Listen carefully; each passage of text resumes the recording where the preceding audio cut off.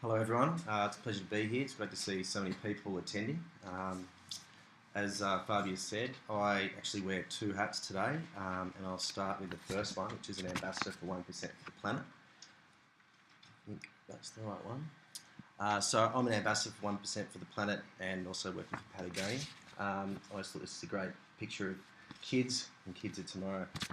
So starting with 1%, there's the mission statement down there for you to read. But basically, it's a powerful network of like-mindedness, people, companies, organisations who actively want to give back to the planet. 1% for the planet is based off sales, so the figures can't be fudged. 1% of profit is questionable, 1% of sales is actual. These are the founders of 1%. Yvon Chouinard, closest to me. He is also the founder of Patagonia. It was founded about 10 years ago. And the other gentleman is Craig Matthews from Blue Ribbon Flyers. They are both number 1 and 2 members. 1% is a really big number. What does it mean? So let's break it down. There's over 1,200 members across 48 countries.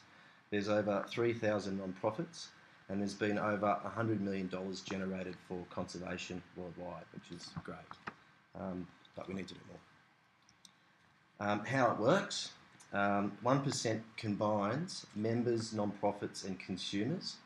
Business provides creative alternatives to some of our environmental challenges.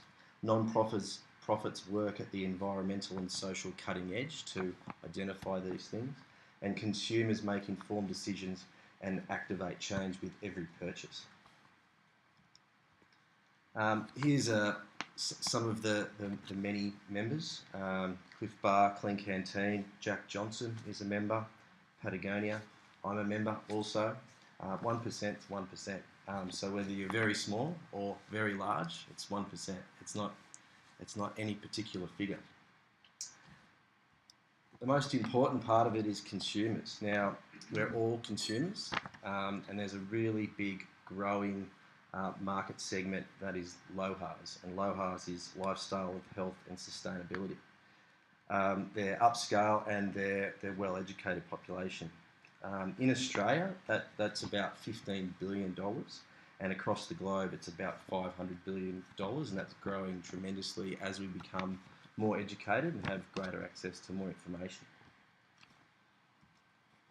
Here's some of the non-profits that we work with, and you can see a lot of money generated by the network and going towards these groups, and that's just a small percentage of how many are involved. So the way it works is any member can donate to any of the non-profits directly. It doesn't go through a third party, it actually goes direct. So you can actually incorporate these non-profits into your market strategy and do what we term strategic philanthropy. So if you're in textiles, you might want to be investing in the land where you're getting your cotton from, or so forth and so on. So it's really customizable to anyone in any industry at whatever scale. And then just to wrap up 1% for the planet, so it's a powerful network, as I said before, of like-minded people, companies, organisations who give back to the blue. I suggest for startups, for anyone, it's a really powerful tool to be involved with because you're part of this network, and you get the benefits of synergy. You know, you get to be seen with like-minded, and you get to share your experience with all these people. So now I'm going to put on my other hat, and that is Patagonia Marketing Manager for Australia and New Zealand. So just want to start with this slide. This is the inspiration for Patagonia. This is in South America, and basically for 40 years we've been pushing environmental innovation. Our mission statement is really powerful. Marketing for us starts in the design. Okay, so we don't make a product and then go, how are we going to market this? We actually think about making the very best product from the get-go. So this is actually broken down into two really vital components. We implement our own solutions and we inspire others to follow our lead. We're doing a lot, but we want everyone in here to do more. and that's how we roll. This is a really great slide because it's sort of yesterday and today. We're at that junction right now. Previously, it used to be best in the world, world record, who's the fastest, whatever. Now it's about what's best for the world, okay?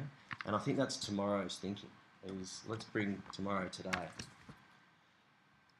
So some of our best products, we've been using recycled polyester since 1993.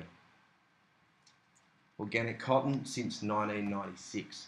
That's across all our cotton. So my denim, t-shirts, and it's something that we started then and we're following through now. Hemp is a great material. It's such a powerful material. It requires a lot less water, no fertilizer, and it can be actually harvested by hand. So it's fantastic. And we do a lot of blending with this because it adds a lot of strength and durability. Fair trade, obviously, we talked about that a little earlier. And Chris with Blue Sign, we've been working with these guys since 2000. So this is really about continuous improvement. We never put our hand up and say that we're perfect, but we are continuously striving to make everything we do better. And I invite everyone to jump on that bandwagon. Traceable down, we touched on. This is really massive for us. This was a major undertaking. It took 7 years, and coming up to this summer is going to be the first time that we've actually got 100% guaranteed traceable down.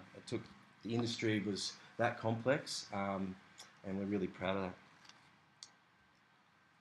And this one I'm going to touch on a little bit. Ulex is a really interesting material. I don't know if you guys know much about the surf industry, but neoprene is what wetsuits are all about.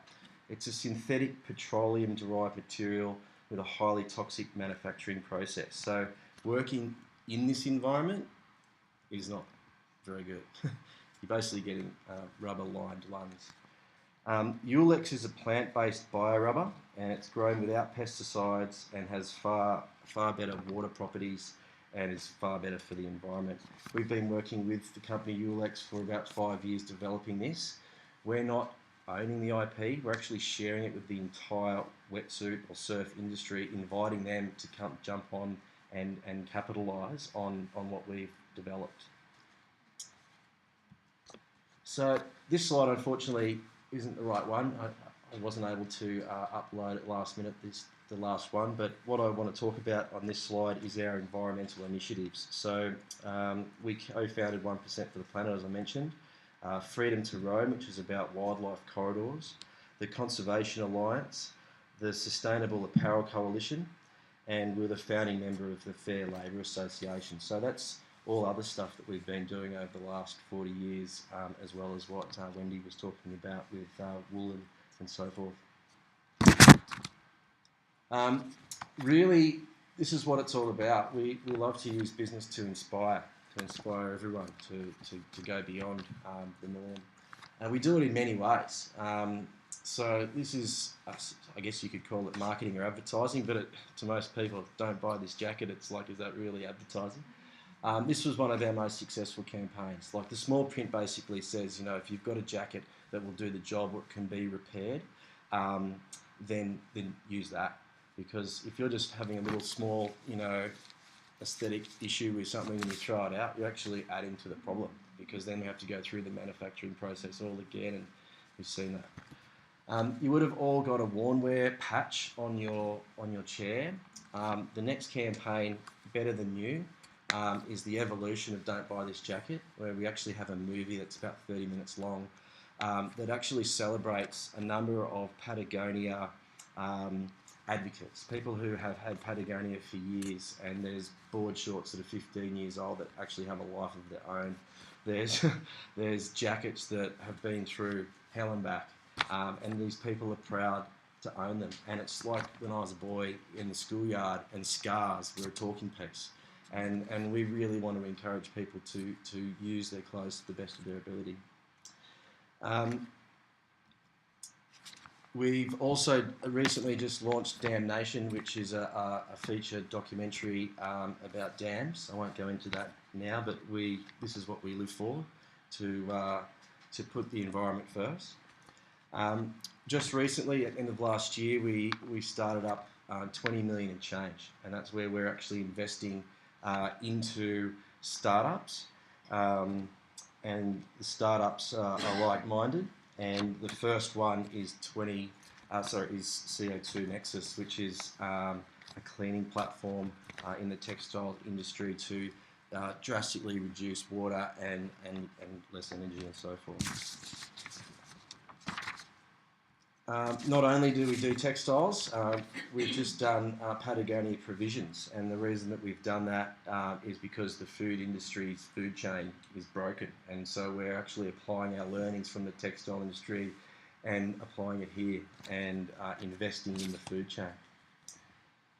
And finally, these are two really powerful books. So Patagonia, we have a library of books, but these are probably two of the most influential and topical for everyone here.